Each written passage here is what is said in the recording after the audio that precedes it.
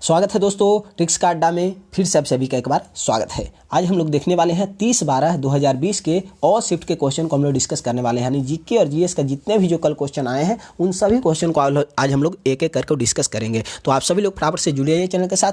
तो पहला क्वेश्चन आपके स्क्रीन पर आ रहा है, क्वेश्चन को आपको ध्यान से देखना है, उसके बाद आंसर आप लोग को देना है। चलिएगा, पहला क्वेश्चन है, ध्यान दीजिएगा। महावीर के बचपन का नाम क्या है? तो महावीर के जो बचपन का नाम था वर्धमान इनका बचपन का नाम था। तो ये आप लोग याद रखिएगा। और महावीर का जो जन्म हुआ था वो कहाँ हुआ था? तो वैशाली में हुआ था, कुंडग्राम वैशाली में। इनको ज्ञान की प्राप्ति कहाँ हुआ था? तो ध्यान रखिएगा, ज्ञान की प्राप्ति रिजुपालिका नदी के तट पे हुआ था, साल ब्रिज के नीचे हुआ था। तो ये आप लोग याद रखिएगा। इनका जो मृत्यु हुआ था वो कहाँ हुआ था? तो पावापुरी में इनका मृत्यु हुआ था। अगला क्वेश्चन की तरफ बढ़ते हैं। अगला क्वेश्चन है, मृच्छकटिकम के लेखक कौन है? तो मृच्छकटिकम के लेखक कौन है? शूद्रक। और मृच्छकटिकम का एक शाब्दिक अर्थ होता है, तो शाब्दिक अर्थ ध्यान रखिएगा, मिट्टी का खिलौना होता है। इसका शाब्दिक अर्थ जो होता है मिट्टी का खिलौना होता है। अगला क्वेश्चन की तरफ बढ़ते हैं।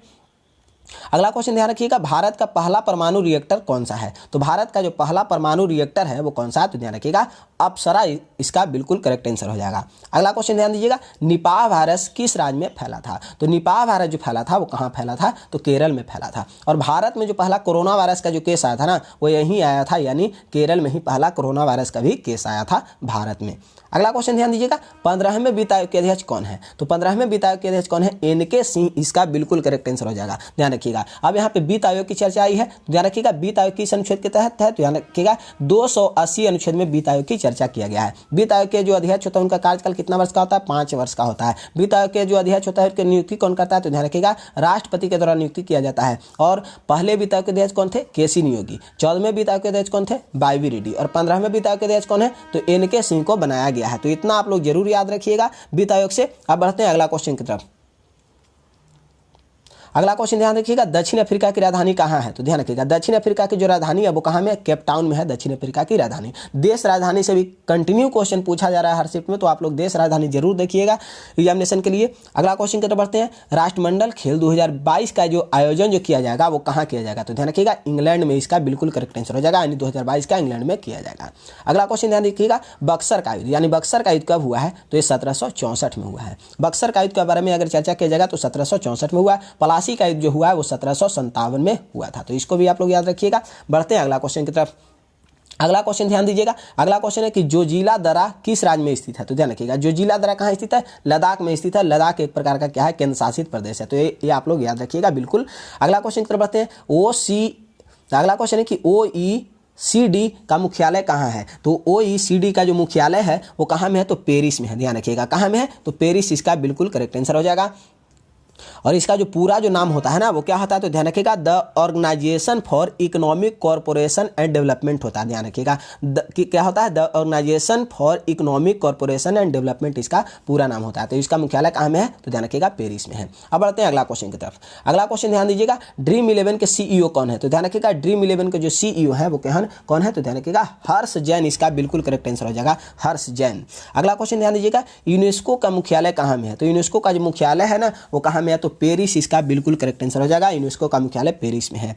अगला क्वेश्चन ध्यान रखिएगा, न्यूरॉन से मस्तिष्क में सिग्नल कौन पहुंचाता है? तो न्यूरॉन से जो मस्तिष्क में जो सिग्नल पहुंचाता है ना वो कौन है? तो ध्यान रखिएगा स्पाइनल कॉर्ड इसका बिल्कुल करेक्ट आंसर हो जाएगा। Spinal cord is right answer. अगला क्वेश्चन की तरफ बढ़ते हैं। 14 नंबर क्वेश्चन है कि वर्ष 2020 का सर्वश्रेष्ठ अभिनेता किसे घोषित किया गया था? तो ये बिल्कुल रणवीर सिंह बिल्कुल करेक्ट आंसर हो जाएगा। वर्ष 2020 का सर्वश्रेष्ठ अभिनेता रणवीर सिंह को घोषित किया गया था।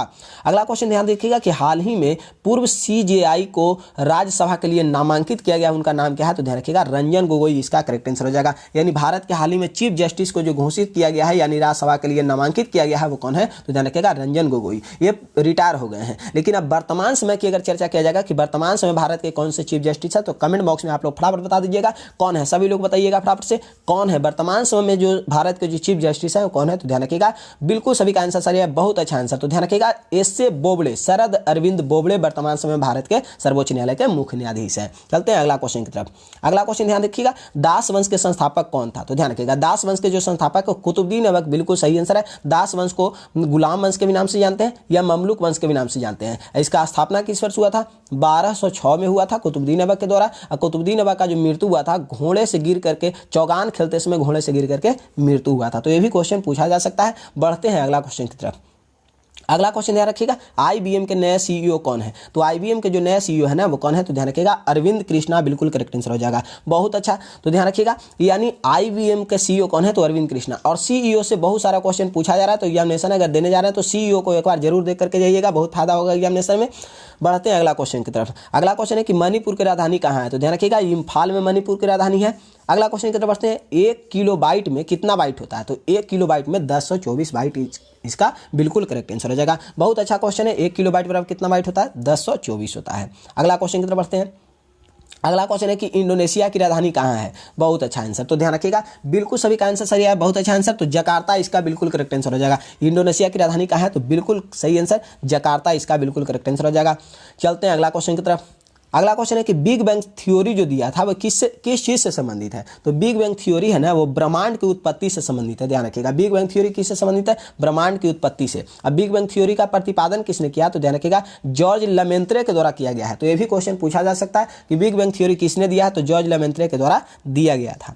अगला क्वेश्चन ध्यान रखिएगा कि किस योजना को हाल ही में गिनीज बुक ऑफ वर्ल्ड में जारी किया गया है, यानी शामिल कर लिया गया है? तो इसका आंसर क्या हो जाएगा? ध्यान रखिएगा संबल योजना इसका बिल्कुल करेक्ट आंसर हो जाएगा। संबल योजना, संबल योजना। अब ये संबल योजना संबंधित है किसी से? तो ध्यान रखिएगा असंगठित क्षेत्रों में जो नियोजित श्रमिक है उनकी सामाजिक सुरक्षा एवं उत्थान के लिए इसको प्रारंभ किया गया है संबल योजना में। अगला क्वेश्चन की तरफ बढ़ते हैं। अगला क्वेश्चन ध्यान दीजिएगा।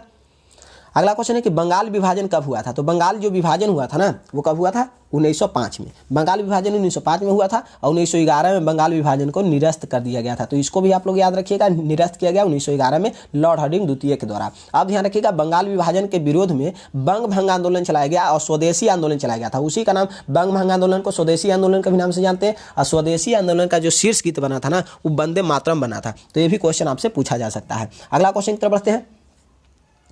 अगला क्वेश्चन है कि राष्ट्रगुप्तकार पत्रिका का रचनाकार कौन है? तो ध्यान रखिएगा राष्ट्रगुप्तकार का जो पत्रिका है उसका जो रचनाकार है वो दादा भाई नौरोजी इसका बिल्कुल करेक्ट आंसर हो जाएगा। बढ़ते हैं अगला क्वेश्चन की तरफ। अगला क्वेश्चन है कि फेमिना मिस इंडिया 2019 कौन बनी है? तो इसका करेक्ट आंसर क्या हो जाएगा? सुमन राव, यानी सुमन राव है जो क्या बनी है? Femina miss India. इसका संबंध किस राज्य से? तो राजस्थान से बिलोंग करती है। बढ़ते हैं अगला क्वेश्चन की तरफ। अगला क्वेश्चन ध्यान दीजिएगा। अगला क्वेश्चन है कि पुस्तक है, एक पुस्तक है, कौन सा पुस्तक है? ध्यान रखिएगा एवरी चाइल्ड मैटर्स। इसके लेखक कौन है? तो ध्यान रखिएगा Kailash Satyarthi. Every child matters के जो लेखक है वो कौन है? कैलाश सत्यार्थी। और इनका बचपन से बहुत यानी छोटे छोटे बच्चों से बहुत लगाव है और बहुत सारे काम किए छोटे छोटे बच्चों के लिए। एक बचपन बचाओ आंदोलन भी चलाए थे और इनको बच्चों के सेवा करने के लिए यानी कल कारखाना में जो बच्चा काम करते रहता है उसको कल कारखाना से छुड़ाने में इनका अहम योगदान रहता है। इस वजह से क्षेत्र में क्या दिया गया है? नोबेल प्राइज भी इनको दिया गया है। तो ये आप लोग याद रखिएगा, मलाला यूसुफजई के साथ दिया गया था इनको। अगला क्वेश्चन की तरफ बढ़ते हैं। अगला क्वेश्चन है कि फोर्ट सेंट जॉर्ज किला किसके द्वारा बनवाया गया था? तो ध्यान रखिएगा अंग्रेजों के द्वारा बनवाया गया था। किसके द्वारा बनवाया गया था? अंग्रेजों के द्वारा बनवाया गया था फोर्ट सेंट जॉर्ज किला। बढ़ते हैं अगला क्वेश्चन की तरफ। अगला क्वेश्चन है कि मंगलयान का प्रक्षेपण किस रॉकेट से किया गया था? तो ध्यान रखिएगा PSLV C-25 से किया गया था। PSLV C-25 से मंगलयान का प्रक्षेपण किया गया था। बढ़ते हैं अगला क्वेश्चन की तरफ।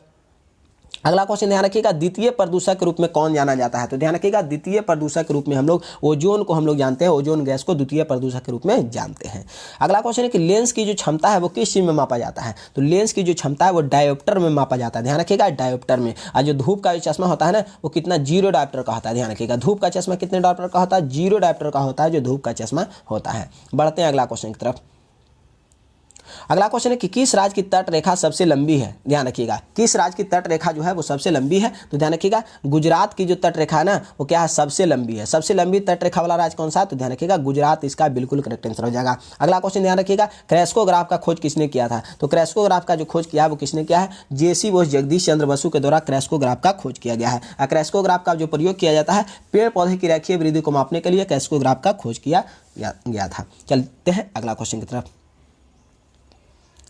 अगला क्वेश्चन है कि ऑस्ट्रेलियन ओपन 2019 किसने जीता था? ध्यान रखिएगा ऑस्ट्रेलियन ओपन 2019 जो जीता था वो किसने जीता था? तो नोवाक जोकोविच इसका बिल्कुल करेक्ट आंसर हो जाएगा। अगला क्वेश्चन ध्यान रखिएगा राजीव गांधी खेल रत्न पुरस्कार जो दिया गया है क्रिकेटर को वो किस क्रिकेटर को दिया गया है? तो ध्यान रखिएगा रोहित शर्मा को दिया गया है जो कि खेल के क्षेत्र में सबसे अच्छा पुरस्कार भारत का माना जाता है राजीव गांधी खेल रत्न पुरस्कार। इसके तहत जो राशि अब दिया जाता है वो कितना दिया जाता है? 25 लाख रुपये दिया जाता है। इसके पहले 7.5 लाख रुपये दिया जाता था लेकिन हाल ही में इसको बढ़ा करके 25 लाख रुपये अब कर दिया गया है। है। अब बढ़ते हैं अगला क्वेश्चन की तरफ। अगला क्वेश्चन है कि मानव शरीर की सबसे मजबूत हड्डी कौन सी है? ध्यान रखिएगा, मानव शरीर का जो सबसे मजबूत हड्डी है वो कौन सी है? जबड़े की हड्डी जो सबसे मजबूत हड्डी है, तो इसको भी आप लोग याद रखिएगा। चलिएगा, फर्स्ट शिफ्ट का सारा क्वेश्चन हो गया। सेकंड शिफ्ट का अब हम लोग चलते हैं। सेकंड शिफ्ट का पहला क्वेश्चन ध्यान रखिएगा, बेटी बचाओ बेटी पढ़ाओ आंदोलन जो शुरू किया गया था, यानी योजना जो प्रारंभ किया गया बेटी बचाओ बेटी पढ़ाओ, ये प्रारंभ किया गया कब? 22 जनवरी 2015 को हरियाणा के सोनीपत से इसको प्रारंभ किया गया था। अगला क्वेश्चन है कि बल की इकाई क्या होता है? तो बल की इकाई जो होता है वो न्यूटन होता है। चलिएगा, अगला क्वेश्चन की तरफ बढ़ते हैं। बहुत अच्छा क्वेश्चन पूछा जा रहा है अभी तक।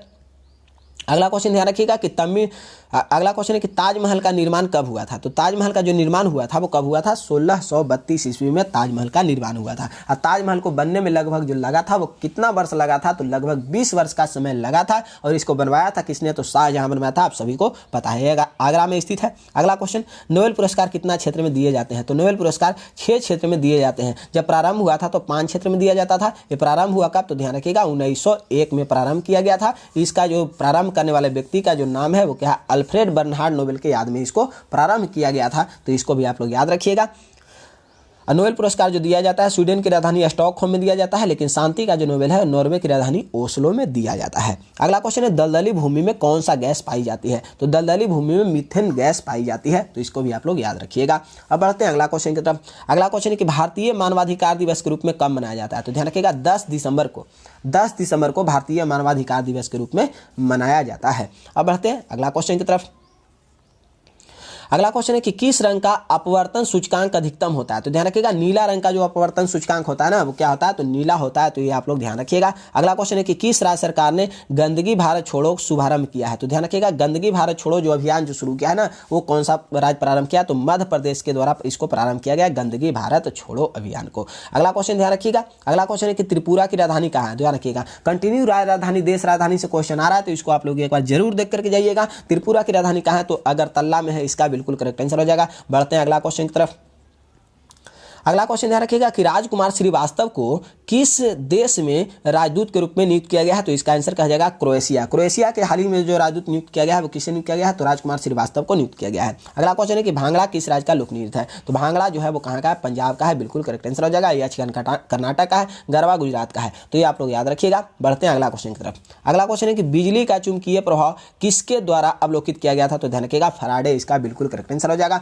बिजली का चुंबकीय प्रभाव किसके द्वारा अवलोकित किया गया? तो फैराडे के द्वारा। अगला क्वेश्चन ध्यान रखिएगा, साइकिल रेसिंग का जो ट्रैक होता है ना उसको क्या कहा जाता है? तो इसका आंसर कहा जाएगा वेलोड्रोम। ध्यान रखिएगा साइकिल का जो ट्रैक होता है ना जहाँ पे रेसलिंग जो किया जाता है, यानी उसका जो मैदान जो हम लोग बोल सकते हैं उसको क्या कहा जाता है? वेलोड्रोम, उसको बिल्कुल करेक्ट आंसर हो जाएगा। अगला क्वेश्चन है कि किस देश ने ICC महिला विश्व कप 2020 जीत लिया है? तो ध्यान रखिएगा ऑस्ट्रेलिया ने जीता था, बिल्कुल करेक्ट आंसर हो जाएगा।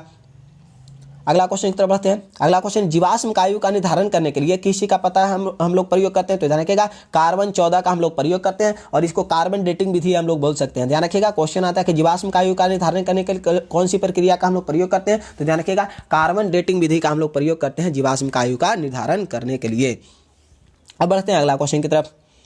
अगला क्वेश्चन है कि हवा महल कहाँ स्थित है? तो ध्यान रखिएगा हवा महल कहाँ स्थित है? जयपुर में। ध्यान रखिएगा हवा महल कहाँ स्थित है? तो जयपुर, इसका बिल्कुल करेक्ट आंसर हो जाएगा।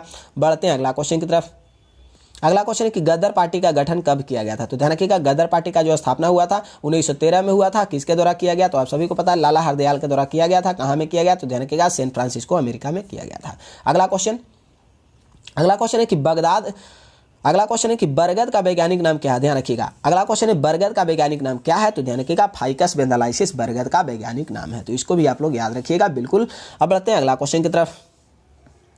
कल आया था आम का वैज्ञानिक नाम, कल आया था आप लोग को पेपर में जो आम का वैज्ञानिक नाम क्या होता है? मैंजीफेरा इंडिका होता है, लेकिन आज बरगद का आया है, तो आप लोग याद रखिएगा। बढ़ते हैं अगला क्वेश्चन की तरफ। ओलंपिक 2020 और 2021 किस देश में आयोजित किया जाएगा? ध्यान रखिएगा यानी 2021 जो ओलंपिक जो आयोजित किया जाएगा ना वो कहाँ किया जाएगा? जापान, इसका बिल्कुल करेक्ट आंसर हो जाएगा। 2021 जो ओलंपिक जो आयोजित किया जाएगा वो कहाँ में? तो जापान, इसका बिल्कुल करेक्ट आंसर हो जाएगा। बढ़ते हैं अगला क्वेश्चन की तरफ। मणिपुर की राजधानी कहाँ है? तो ध्यान रखिएगा बहुत आसान क्वेश्चन है, इम्फाल में है मणिपुर की राजधानी। बढ़ते हैं अगला क्वेश्चन की तरफ।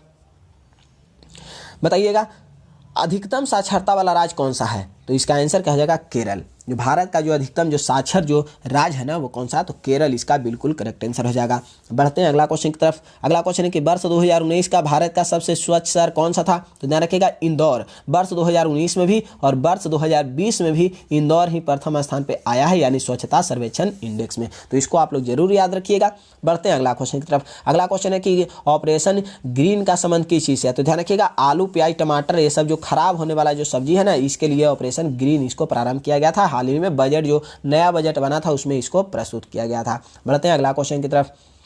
अगला क्वेश्चन है कि कुचिपुड़ी कहाँ का शास्त्रीय नृत्य है, तो ध्यान रखिएगा कुचिपुड़ी कहाँ का है, तो आंध्र प्रदेश इसका बिल्कुल करेक्ट आंसर हो जाएगा। बढ़ते हैं अगला क्वेश्चन की तरफ। अगला क्वेश्चन है कि भारत रत्न की शुरुआत कब हुई थी, तो भारत रत्न की जो शुरुआत हुई ना वो कब हुआ, तो 1954 में भारत रत्न की शुरुआत हुआ था। चलिए अगला क्वेश्चन की तरफ बढ़ते हैं। अगला क्वेश्चन है कि चौक पाउडर क्या है, तो चौक पाउडर जो है ना वो क्या है, कैल्शियम कार्बोनेट को चौक पाउडर के नाम से हम लोग जानते हैं, तो इसको याद रखिएगा। और भारत रत्न के साथ साथ यहाँ ध्यान रखिएगा पद्म भूषण पद्म विभूषण और पद्मश्री का भी शुरुआत जो किया गया था ना वो 1954 में ही किया गया था। भारत रत्न किस अनुच्छेद के तहत दिया जाता है, तो ध्यान रखिएगा अनुच्छेद 18 के तहत भारत रत्न दिया जाता है, तो इसको भी आप लोग याद रखिएगा। बढ़ते हैं अगला क्वेश्चन की तरफ। अगला क्वेश्चन है कि स्वच्छ भारत अभियान की शुरुआत कब की गई थी, तो स्वच्छ भारत अभियान की जो शुरुआत किया गया था ना वो 2 अक्टूबर 2014 को इसको प्रारंभ किया गया था, तो इसको भी आप लोग जरूर याद रखिएगा कि स्वच्छता जो इंडेक्स जो प्रारंभ किया जा रहा है, लेकिन जो स्वच्छता सर्वेक्षण जो अभियान जो प्रारंभ किया गया था ना वो कब से प्रारंभ किया जा रहा है, तो ध्यान रखिएगा 2014 2 अक्टूबर से प्रारंभ किया गया था। और कल क्वेश्चन आया था कि सांसद आदर्श ग्राम योजना कब से प्रारंभ हुआ है, तो ध्यान रखिएगा 11 अक्टूबर 2014 को सांसद आदर्श ग्राम योजना प्रारंभ हुआ था, 2 अक्टूबर 2014 को भारत स्वच्छ अभियान प्रारंभ किया गया था, तो इसको भी आप लोग जरूर याद रखिएगा। बढ़ते हैं अगला क्वेश्चन की तरफ। अगला क्वेश्चन ध्यान रखिएगा कि न्यूक्लियस का खोज किसने किया था, तो ध्यान रखिएगा रॉबर्ट ब्राउन। न्यूक्लियस का जो खोज किया था ना वो किसने किया था, तो रॉबर्ट ब्राउन। तो इसमें 30 क्वेश्चन आप लोग के लिए लाए थे और फर्स्ट शिफ्ट का क्वेश्चन 30 था, तो ध्यान रखिएगा इतना ही क्वेश्चन आज मिल पाया है। कल फिर हम लोग इसी तरीके से 1 बजे से हम लोग का लाइव क्लास प्रतिदिन जो क्वेश्चन जो दोनों शिफ्ट का पूछ रहा है तो 1 बजे से प्रतिदिन हम लोग लाइव क्लास के रूप में हम लोग करेंगे। तो जितने भी स्टूडेंट हैं सभी लोग जुड़ने के लिए बहुत बहुत धन्यवाद, और सभी लोग जाते हुए वीडियो को लाइक और शेयर जरूर कीजिएगा, जितना भी हो सके आप लोग शेयर कीजिएगा, ताकि मैं प्रतिदिन इसी तरीके का और भी आप लोग के लिए वीडियो लाते रहूँगा। टॉपिक वाइज भी वीडियो में प्रयास करूँगा कि टॉपिक वाइज भी वीडियो आते रहे आपके चैनल पे और आपको अधिक से अधिक फायदा हो। तो फिर मिलते हैं कल ऐसे ही बेहतरीन वीडियो के साथ, तब तक के लिए धन्यवाद। जय हिंद।